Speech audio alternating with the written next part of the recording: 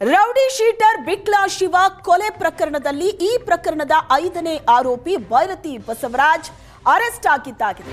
ಮಾಜಿ ಸಚಿವ ಭೈರತಿ ಬಸವರಾಜ್ ಈಗ 7 ದಿನ CID custody. Byrathi Basavaraj CID ಕಸ್ಟಡಿಗೆ ನೀಡಿ ಜಡ್ಜ್ ಆದೇಶ ಕೊಟ್ಟಿದ್ದಾರೆ. ಸಿಐಡಿ ಪರ ವಾದವನ್ನ ಮಂಡಿಸಿದ್ದ SPP Ashok Naik, rowdy sheeter Bikla Shiva ಕೊಲೆ ಕೇಸ್ನಲ್ಲಿ ಭೈರತಿ ಬಸವರಾಜ್ ಮೊನ್ನೆನೇ ಅರೆಸ್ಟ್ ಆಗಿದ್ರು. ಈಗ ಕೋರ್ಟ್ ಆದೇಶ ಕೊಟ್ಟಿದೆ. ಸಿಐಡಿ ಕಸ್ಟಡಿಗೆ ನೀಡಿ 42ನೇ ಎಸಿಜೆಎಂ ಕೋರ್ಟ್ ಆದೇಶ ಕೊಟ್ಟಿರೋದು. ಕಳೆದ ವರ್ಷ ರೌಡಿ ಶೀಟರ್ ಬಿಕ್ಲಾ ಶಿವ ಹತ್ಯೆಯಾಗಿದ್ದು ಈ ಪ್ರಕರಣದಲ್ಲಿ ಭೈರತಿ 5ನೇ ಆರೋಪಿ. ಹಾಸ್ಪಿಟಲಿಂದ ಪಡ್ಕೊಳ್ಳೋದು ಸೂಕ್ತ ಎಂದು ಜಯದೇವ ಆಸ್ಪತ್ರೆಯಲ್ಲಿ ಅವರಿಗೆ ಪೊಲೀಸ್ ಕಸ್ಟಡಿಯಲ್ಲಿ ಸಿಐಡಿ ಕಸ್ಟಡಿಯಲ್ಲಿಯೇ ಅವರಿಗೆ ಕಳಿಸಲಾಗಿತ್ತು. ಆ ಪ್ರಕಾರ ಅಲ್ಲಿ ಕೂಲಂಕುಷವಾಗಿ ಅವರು ಅವರ ಆರೋಗ್ಯವನ್ನು ತಪಾಸಣೆ ಮಾಡಿ ಇಂದು ವರದಿ ನೀಡಿ ಡಿಸ್ಚಾರ್ಜ್ ಮಾಡಿದ್ದಾರೆ. ಯಾವುದೇ ಆರೋಗ್ಯದ ಸಮಸ್ಯೆ ಇಲ್ಲ. ಬಹುತೇಕ ಎಲ್ಲ ಕಡೆಯಲ್ಲೂ ಕಾಲಮ್ಗಳಿಗೆ ಸಂಬಂಧಪಟ್ಟ ಕಾಲಮ್ಗಳಲ್ಲಿ ಹೃದಯಕ್ಕೆ ಸಂಬಂಧಪಟ್ಟಂತೆ ಇರ್ಬೋದು ಮತ್ತು ಇತರ ಕೆಲವು ಎಲ್ಲನೂ ನಾರ್ಮಲ್ ಅಂತಲೇ ಕೊಟ್ಟಿದ್ದಾರೆ. ಈ ಹಿನ್ನೆಲೆಯಲ್ಲಿ ಇಂದು ಈಗ ಮತ್ತು ಪುನಃ ನ್ಯಾಯಾಧೀಶರಾದಂಥ KN ಶಿವಕುಮಾರ್ ಸಮಕ್ಷ ಹಾಜರುಪಡಿಸಿದಾಗ ಅವರ ಗೃಹ ಕಚೇರಿಯಲ್ಲಿ ಅದನ್ನೆಲ್ಲ ಪರಿಶೀಲಿಸಿ ಕೂಲಂಕುಷವಾಗಿ ಪರಿಶೀಲಿಸಿ ಆರೋಪಿ ವಕೀಲರಾದಂಥ ಶ್ರೀಯುತ ಹೇಮಂತ್ ಕುಮಾರ್ ಅವರ ತೀವ್ರವಾದ ಆಕ್ಷೇಪಣೆ ಇದ್ದಾಗ್ಯೂ ಮಾನ್ಯ ನ್ಯಾಯಾಲಯ ಈ ಮೊದಲು ಅಂದರೆ ದಿನಾಂಕ 10ರಂದು ನಮ್ಮ ಕರ್ನಾಟಕ ಉಚ್ಚ ನ್ಯಾಯಾಲಯ ನೀಡಿದ ತೀರ್ಪನ್ನು ಪರಿಶೀಲಿಸಿ ಕಸ್ಟೋಡಿಯಲ್ ಇಂಟ್ರಿಗೇಷನ್ ಕೊಡಲಿಕ್ಕೆ ಬೇಕಾಗತ್ತೆ. ಮತ್ತು ಹಿಂದೆ ಏನಾದರೂ ತನಿಖೆ ಮಾಡಿದರೂ ಸಹ ಈ ಕಸ್ಟೋಡಿಯಲ್ ಇಂಟ್ರಿಗೇಷನಲ್ಲಿ ಕೊಡಬೇಕು ಎಂಬ ಒಂದು ನಿರ್ಧಾರಕ್ಕೆ ಬಂದು ಎಷ್ಟು ದಿನಗಳವರೆಗೆ ಕೊಡಬೇಕೆಂಬುದು ಒಂದು ಪ್ರಶ್ನೆ ಬಂದಾಗ 4 ದಿನಗಳ ಮಟ್ಟಿಗೆ ಅಂತ ಹೇಳಿದ್ರು. ಆಮೇಲೆ ಪ್ರಕರಣವನ್ನು ಗಮನಿಸಿ ದಿನಾಂಕ 21/2/2026 ಶನಿವಾರದವರೆಗೆ 1 ಗಂಟೆಯವರೆಗೆ ಆರೋಪಿ ಬಸವರಾಜರವರನ್ನು ಸಿಐಡಿ ಕಸ್ಟಡಿಗೆ ನೀಡಲಾಗಿದೆ. ಈಗ ತನಿಖೆಯನ್ನು ಒಂದು ಆದಷ್ಟು ಶೀಘ್ರವಾಗಿ ಮುಕ್ತಾಯಗೊಳಿಸಬೇಕಾಗಿದೆ. ಇನ್ನು ಆರೋಪಿ ಪರ ವಕೀಲರವರು ಅವರಿಗೆ ಊಟದ ವಿಷಯದಲ್ಲಿ ಸ್ವಲ್ಪ ಅವರ ಕೇಳಿಕೆಯಂತೆ ಕೊಡಬೇಕು ಎಂಬ ವಾದವನ್ನು ಮಂಡಿಸಿದರು. ಮಾನ್ಯ ನ್ಯಾಯಾಲಯ ಈ ಹಂತದಲ್ಲಿ ಈಗ ಜಯದೇವ ಆಸ್ಪತ್ರೆಯಿಂದ ಈಗ ಏನು ಕೊಟ್ಟಿದ್ದಾರೆ ಅವ್ರ ವರದಿಯಲ್ಲಿ ಈ ಊಟದ ವಿಚಾರವೂ ಸಹ ಅವರು ಒಂದು ಚಾರ್ಟ್ ಕೊಟ್ಟಿದ್ದಾರೆ. ಆ ಪ್ರಕಾರ ಕೊಡಿ ಮತ್ತು ವಿಶೇಷವಾಗಿ ಅವರಿಗೆ ಇನ್ನು ಮನೆ ಊಟನೋ ಅಥವಾ ಇನ್ನು ವಿಶಿಷ್ಟವಾದ ಊಟವೇ ಬೇಕಂತ ಹೇಳಿದಲ್ಲಿ ಅಗತ್ಯ ಇದ್ದಲ್ಲಿ ಅದು ನ್ಯಾಯಾಲಯದಲ್ಲಿ ನೀವು ಅರ್ಜಿ ಸಲ್ಲಿಸಬೇಕಾಗುತ್ತದೆ ಅಂತ ಹೇಳಿದಾಗ ಅವರ ಇವತ್ತೇ ಗೃಹ ಕಚೇರಿಯಲ್ಲಿ ಅವರಿಗೆ ಊಟದ ವ್ಯವಸ್ಥೆ ಬಗ್ಗೆ ಸೂಕ್ತ ಊಟದ ವ್ಯವಸ್ಥೆ ಬಗ್ಗೆ ಅವರ ಕೋರಿಕೆಯಂತೆ ಸೂಕ್ತ ವ್ಯವಸ್ಥೆ ಬಗ್ಗೆ ಅರ್ಜಿ ಸಲ್ಲಿಸಿದ್ದಾರೆ. ಅದಕ್ಕೆ ಸರ್ಕಾರದ ಪರವಾಗಿ ಸಿಐಡಿ ಪರವಾಗಿ ನಾಳೆ ಡಾಕ್ಟರರ ಒಂದು ಅಭಿಪ್ರಾಯ ಪಡ್ಕೊಂಡು ಅದಕ್ಕೆ ತಕರಾರನ್ನು ಸಲ್ಲಿಸಿ ಆಕ್ಷೇಪಣೆಯನ್ನು ಸಲ್ಲಿಸಬೇಕಾಗಿಲ್ಲ ಸಲ್ಲಿಸಿ ವಾದ ಮಂಡಿಸಲಾಗುವುದು. Thank you sir. ನಮಸ್ಕಾರ.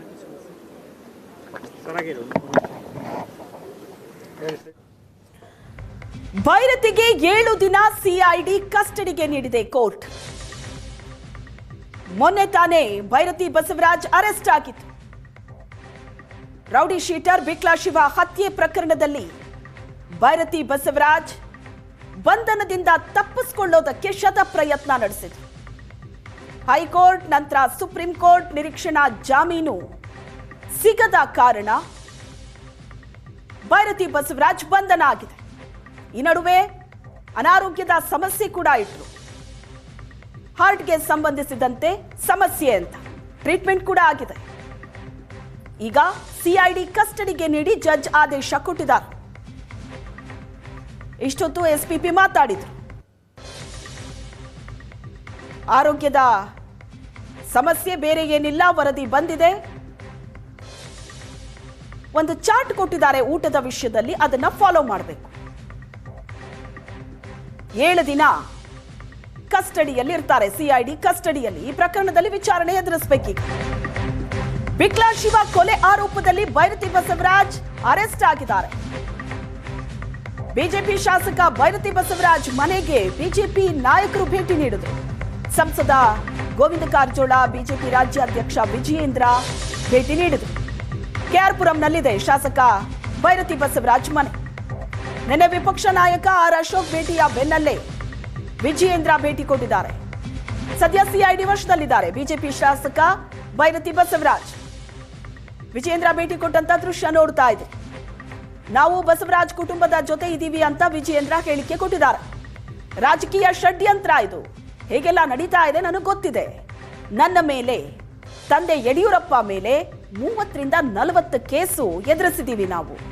ಇವೆಲ್ಲವೂ ರಾಜಕೀಯ ಷಡ್ಯಂತ್ರ ಅಂತ ಭೈರತಿ ಬಸವರಾಜ್ ಅವರ ಮನೆಗೆ ಭೇಟಿ ಕೊಟ್ಟಂತಹ ರಾಜ್ಯಾಧ್ಯಕ್ಷ ವಿಜಯೇಂದ್ರ ಅವರು ಹೇಳಿದ್ರು. ಬಿಜೆಪಿ ನಾಯಕರು ಭೇಟಿ ಕೊಟ್ಟಿದ್ದಾರೆ. ನಾವು ಸದಾ ಬಸವರಾಜ್ ಕುಟುಂಬದ ಜೊತೆ ಇದ್ದೀವಿ, ಲೀಗಲ್ ಟೀಮ್ ಸಂಪರ್ಕ ಕೂಡ ಮಾಡ್ತೀವಿ. ಭೈರತಿ ಬಸವರಾಜ್ ಕುಟುಂಬ ಭೇಟಿ ನಂತರ ವಿಜಯೇಂದ್ರ ಕೊಟ್ಟಂತ ಹೇಳಿಕೆ ಇದು. ಕಾರ್ಯಕರ್ತರು ಆತಂಕಗೊಳ್ಳೋದು ಬೇಡ, ರಾಜಕೀಯ ಷಡ್ಯಂತ್ರ ಹೇಗೆಲ್ಲ ನಡೀತಾ ಇದೆ ಗೊತ್ತಿದೆ ನಮಗೆ. ನನ್ನ ಮೇಲೆ, ತಂದೆ ಯಡಿಯೂರಪ್ಪ ಮೇಲೆ ಸಾಕಷ್ಟು ಕೇಸ್ ಹಾಕಿದ್ರು, ಎದುರಿಸಿದ್ದೀವಿ. ಸುಮಾರು 30ರಿಂದ 40 ಕೇಸ್ ನಮ್ಮಿಬ್ಬರ ಮೇಲೇನೆ ಇದೆ ಅಂತ ವಿಜಯೇಂದ್ರ ಹೇಳಿಕೆ ಕೊಟ್ಟರು. ನಾನಿವತ್ತು ಅವ್ರ ಕುಟುಂಬದ ಸದಸ್ಯರನ್ನ ಮಾತನಾಡಿಸ್ಕೊಂಡು, ನಿಮ್ಮ ಎಲ್ಲರನ್ನು ಮಾತನಾಡಿಸ್ಕೊಂಡು ಏನೋ ಒಂದು ಫೋಟೋ ಹಾಕ್ಸ್ಕೋಬೇಕು ಅಂತ ಬಂದಿಲ್ಲ. ಯಡಿಯೂರಪ್ಪನವರು ಮುಖ್ಯಮಂತ್ರಿ ಆಗುವಂಥ ಸಂದರ್ಭದಲ್ಲಿ ಯಾವ ರೀತಿ ಭೈರತಿ ಬಸವರಾಜಣ್ಣವರು ಎಲ್ಲಿ ಟೈಮ್ ಮುಗ್ದೋಗ್ಬಿಡುತ್ತೋ, ಎಲ್ಲಿ ಬಾಗ್ಲಾಕ್ಬಿಡ್ತಾರೋ ಅಂತೇಳಿ ಓಡಾಡಿ ವಿಧಾನಸೌಧದಲ್ಲಿ ಓಡಾಡ್ಕೊಂಡು ಬಂದಿರ್ತಕ್ಕಂಥದ್ದನ್ನ ರಾಜ್ಯದ ಜನನೂ ಕೂಡ ನೋಡಿದ್ದಾರೆ, ದೇಶದ ಜನರು ಕೂಡ ನೋಡಿದ್ದಾರೆ. ಅವತ್ತು ಭೈರತಿ ಬಸವರಾಜ್ ಅವರು ತೆಗೆದುಕೊಂಡಿರ್ತಕ್ಕಂಥ ಒಂದು ನಿರ್ಧಾರ, ಯಡಿಯೂರಪ್ಪ ಮುಖ್ಯಮಂತ್ರಿ ಮಾಡೋ ಟೈಮಲ್ಲಿ ನಾವುಗಳಿದ್ರು ಕೂಡ ಧೈರ್ಯ ಮಾಡೋದಕ್ಕೆ ಸಾಧ್ಯ ಇರಲಿಲ್ಲ. ಅಂಥ ಧೈರ್ಯನ ಅವ್ರು ಮಾಡಿದ್ದಾರೆ. ಅವರ ಒಂದು ಯಡಿಯೂರಪ್ಪನವ್ರ ಬಗ್ಗೆ ಇಟ್ಟಂಥ ವಿಶ್ವಾಸಕ್ಕೆ ನಾವು ಬೆಲೆ ಕಟ್ಟೋದಕ್ಕೆ ಸಾಧ್ಯ ಇಲ್ಲ.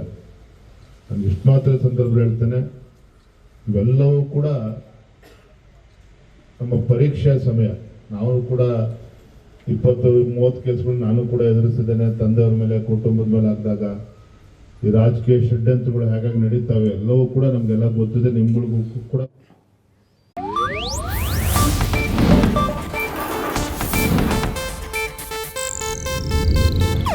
ಇದು ಏಷ್ಯಾನೆಟ್ ನ್ಯೂಸ್ ನೆಟ್ವರ್ಕ್ ಪ್ರಸ್ತುತಿ.